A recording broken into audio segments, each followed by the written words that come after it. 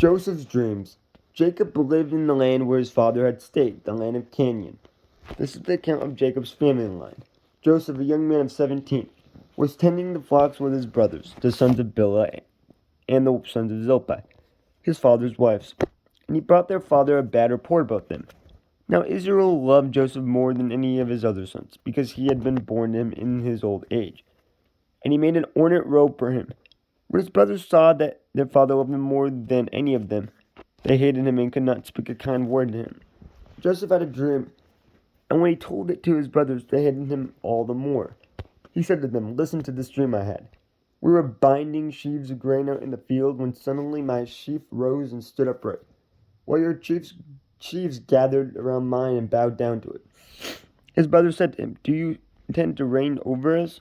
Will you actually rule us?" And they hated him all the more because of his dream and what he had said. Then he had another dream, and he told it to his brothers. "Listen," he said, "I had another dream, and this time the sun and moon and 11 stars were bowing down to me." When he told his father as well as his brothers, his father rebuked him and said, "What is this dream you had? Will your mother and I and your brothers actually come and bow down to the ground before you?" His brothers were jealous of him, but his father kept the matter in mind. Joseph sold by his brothers. Now his brothers had gone to graze their father's flocks near Shechem. And Israel said to Joseph, "As you know, your brothers are grazing the flocks near you. Shechem, come, I am going to send you to them." "Very well," he replied. So he said to them, "Go and see if all is well with your brothers and with the flocks, and bring word back to me." Then he sent him off from the valley of Hebron. When Joseph arrived at Shechem, a man found him wandering around in the field and asked him, "What are you looking for?" He replied, "I'm looking for my brothers. Can you tell me where they are grazing their flocks?" "They have moved on from here," the man answered. "I heard them say, 'Let's go to Dothan.'"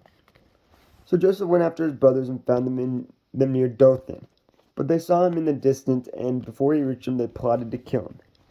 "Here comes that dreamer," they said to each other.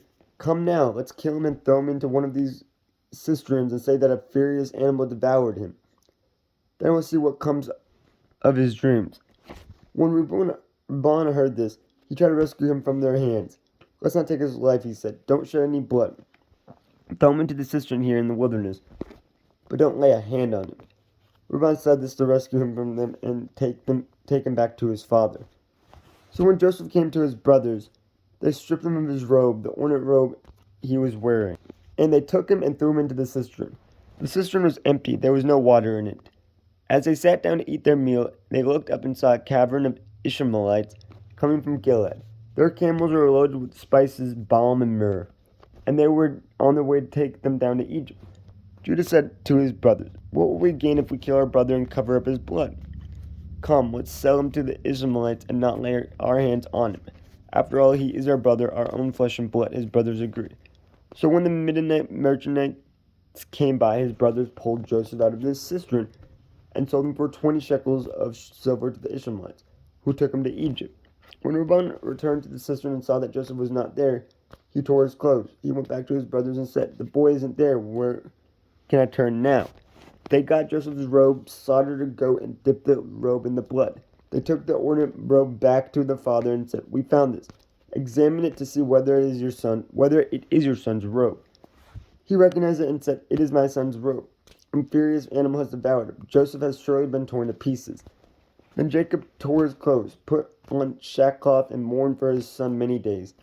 All his sons and daughters came to comfort him, but he refused to be comforted. "No," he said, "I will continue to mourn until I join my son in the grave." So his father wept for him. Meanwhile, the Midianites sold Joseph in Egypt to Potiphar, one of Pharaoh's officials, the captain of the guard.